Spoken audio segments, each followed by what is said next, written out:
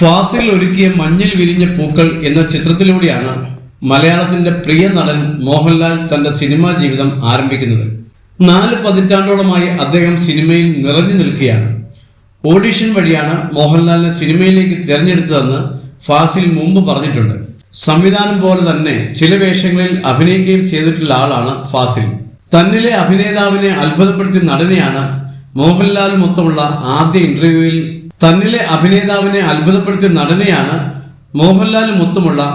ആദ്യ ഇന്റർവ്യൂവിൽ തന്നെ താൻ കണ്ടതെന്ന് ഫാസിൽ പറയുന്നു.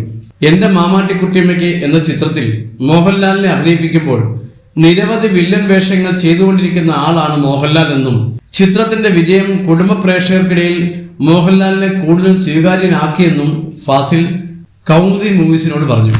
ആദ്യ ഇന്റർവ്യൂവിൽ മോഹൻലാൽ അഭിനയിച്ചു കഴിഞ്ഞപ്പോൾ ഞാൻ ഇത്ര നന്നായി ചെയ്യുമോ എന്ന് എനിക്ക് തോന്നിപ്പോയി.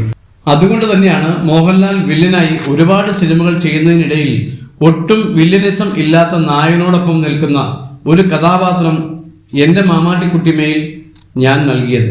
ആ സിനിമയുടെ വിജയം മലയാളത്തിലെ ഓരോ വീട്ടിലും മോഹൻലാലിനെ സ്വീകാര്യനാക്കി ഫാസിൽ പറയുന്നു.